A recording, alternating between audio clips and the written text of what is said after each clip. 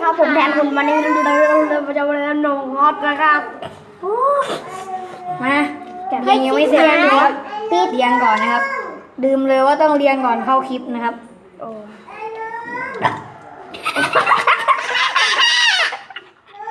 ใครเลยวะมาเฮ้ยเหี้ยตัวนี้เลยอย่าไปดิอย่าไปนะคุณได้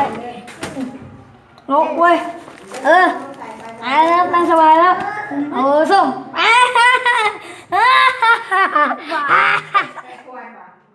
เดินอย่างนุ่มนวลอย่างนุ่มน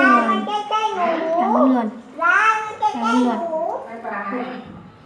ด่าใครพี่โมไม่อย่างนุ่มนวลตาตัวเองไม่จับไม่ได้อย่างนุ่มนวล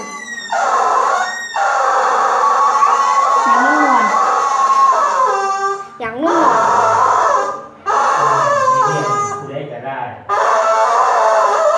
อย่างนุ่มนวลหนีก็กินไปใช่ให้กินโง่อะไรให้กินเราไปขนาดไหนวะ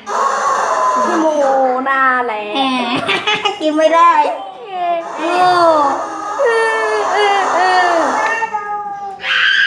เดินมาตรงนี้ให้กินดีกว่าวันนี้1-1นะครับหัวเราะต่อใครวะเดินมาตรงนี้สิแล้วคนนั้นจะไม่ตกตัวแอลยาเลยไม่กี่ใครมาหรอกเองเดินท่าอะไรของเอง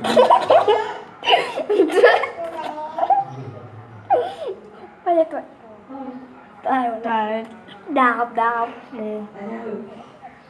ถามไงคนไม่มีเดินยังไงวะอันนี้มันกลับไปได้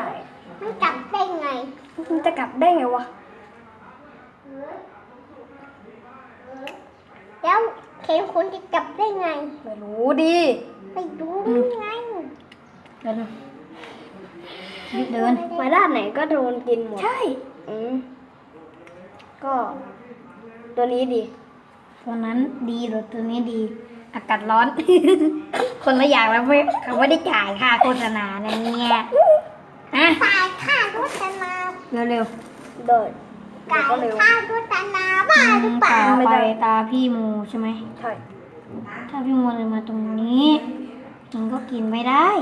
มันก็ดีเดี๋ยวเอาใหม่ดิฮะเมื่อกี้อยู่ยังไงนะยังอยู่ใช่ไหมตาพี่โมเดินมาทางไหนก็กิน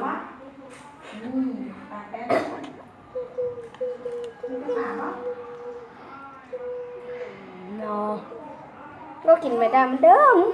ตารางมันเล็กเกินนะตาพี่โมใช่ไหม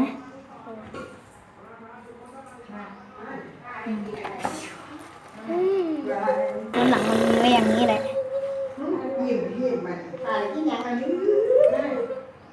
ตัวไหนเดินมาโดนกินหมดอ่ะ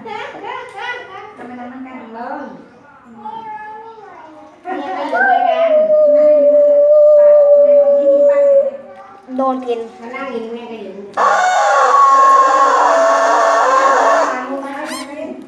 เงียบคนเขาทำงานอยู่มันต้องใช้สมาธิเร็วจะชนะไปครับเขาก็อยู่ลงมาก็นอนกินนี่ให้เป็นฮอตต่อไปได้ใครพี่โมเงียบพี่โมใช่ไหม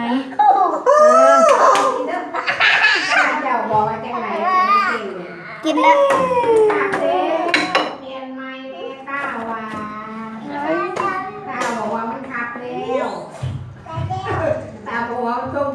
นี่แน่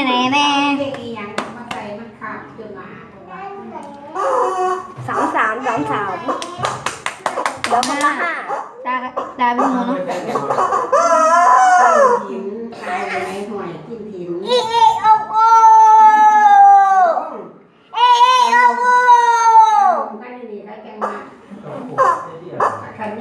เรื่องทางนี้ดิเอ็มโมเข้าไปเลยได้ตามใจถ้าอยากเข้า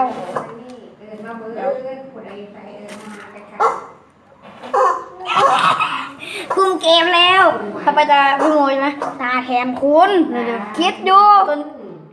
น้องเองก็เดินไม่ได้เดี๋ยวเองจะเดินไปตรงนี้นี่แหละกินหนีดิหนีให้ฮอตหนีมันก็หนีเป็นน้อย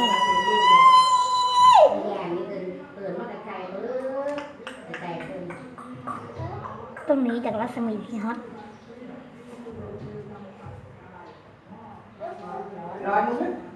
ไปข้าวมาเปล่าย่างไม่ไปเนี่ยคนละหัว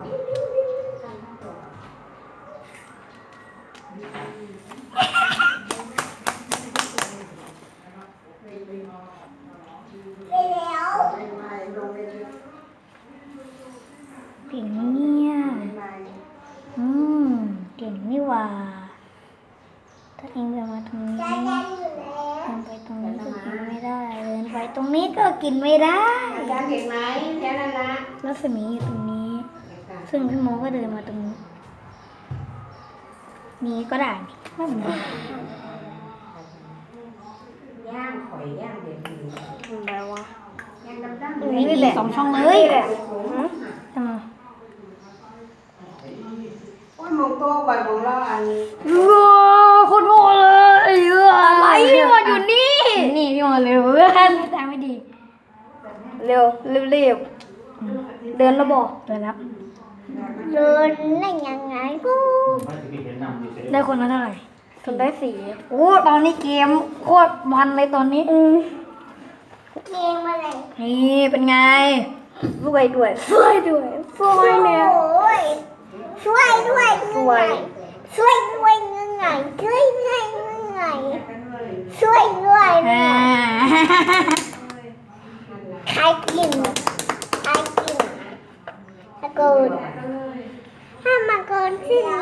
เดี๋ยวอย่าบัง หมดแล้วยังหิวเขาไหมเดี๋ยวป๋าให้ป๋าเข็นคุณยังไม่ตื่นเลย เข้าไปตาตรงนี้ ตัวเองมานอน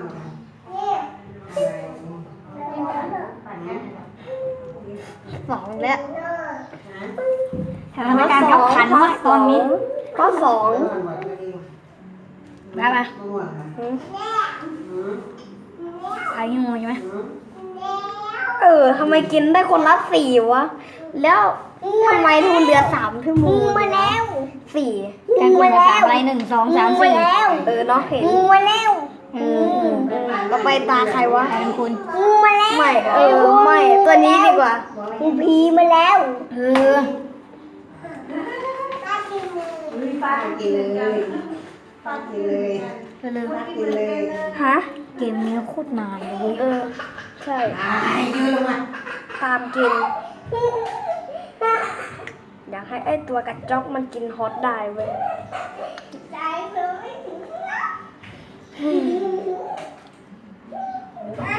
โยนเลย เดินแบบเราดีกว่า ธรรมดา หมูสับสับว้ายมันไกลเลย เดี๋ยวนะไม่ใช่ว่าอย่างนี้ไหม พี่มนน่ะ พี่โมก็จะเอาตัวนี้เดินมาตรงนี้เดิน กระดาษ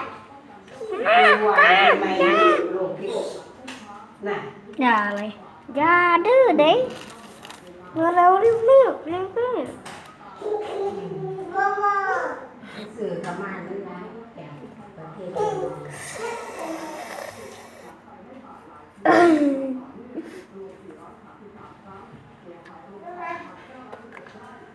มึงไม่เดิน2 ช่องวะฮะเอ็งเดินทำไมแค่1 ช่องเดิน1 ช่องนั่นแหละไม่อยากเดิน2 ช่องเดี๋ยวโดนกินได้ไงตัวนี้มันไม่ใช่ฮอตไม่ใช่เลยว่ะ นี่นะป้านี่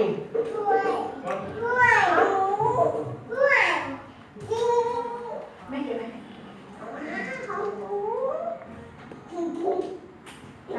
ไหน อ้าว ของไปละของมาเจอมาได้ละ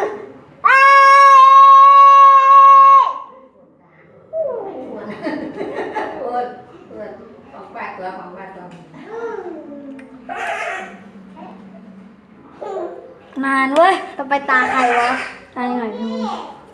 นี่แหละไม่แนะนำให้เอาเกมนี้ไปเล่นนะครับเพราะมันจะทำให้สมาธิโคตรเสียเลยไม่เฮ้ย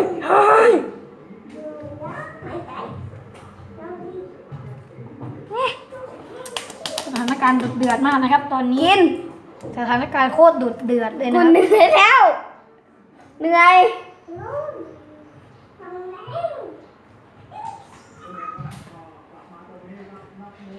ไปหนึ่งช่องโง่อะไร ฮะ อิงก็เดินตัวนี้ไปหนึ่งช่องสิใช่ ลงมาอย่างนี้ของนี่โม ใช่ เร็ว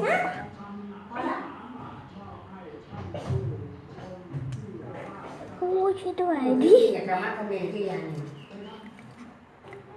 รูดกว่า เฮ้ยขอเองแล้วนะมี ไอ้สีดำดูตรงนี้ เงียบ สีด เงียบเดี๋ยว ำสีดำ ช่วยสมาธิ สีด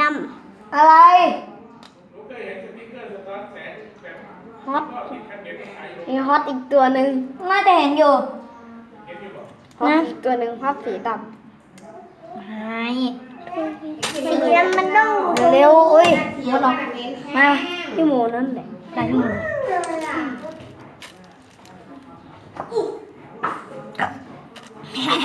แล้ว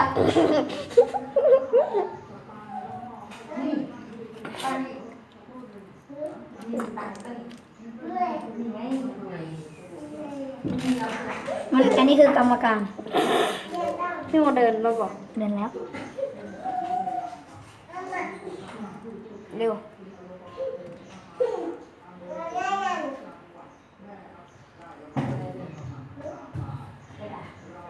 กระดาษ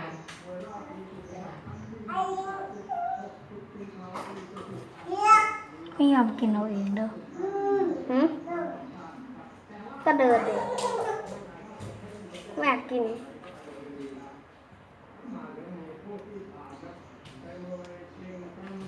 เฮ้ยตักไปหน้าเลย อ้าว ตักเลย ตอนนั้นพี่โมอยู่นี่ใช่ไหมหลังที่โมดูนี่ใช่ไหมอยู่นี่บอก ได้ไหน ดูหนะวะ ดูนี่บอกดูนี่วะ อยู่นี่ไม่ใช่เหรอ ไม่ดักไปเลยกิน กินมากินกลับไม่โกง อืม โอ้ยแต่ตัวฮอตเลยนะครับตบมือครับตบมือ ทำนี้ฮอตเกี้ยว ตอนนี้สถานการณ์โคตรเดือดเลยครับ คราวนี้ไม่แต่ฮอตเว้ยตายแล้วเว้ยคราวนี้ไม่แต่ฮอตโอ้ยเก่งเก่งเก่งเก่งเก่งเก่งเก่งเก่งเก่งเก่งยอมแพ้ดีไหมวะ อืม ยอมแพ้อ่ะ ตังไปไหนล่ะ อีกหนึ่งตัวอย่าลืม ว่ายังไงนะ เย้ยอมแพ้ว่าวันนี้ผมชนะนะครับ ยอมแพ้ ข ย อ อม จ แพ้ บคลิปเพียงเท่านี้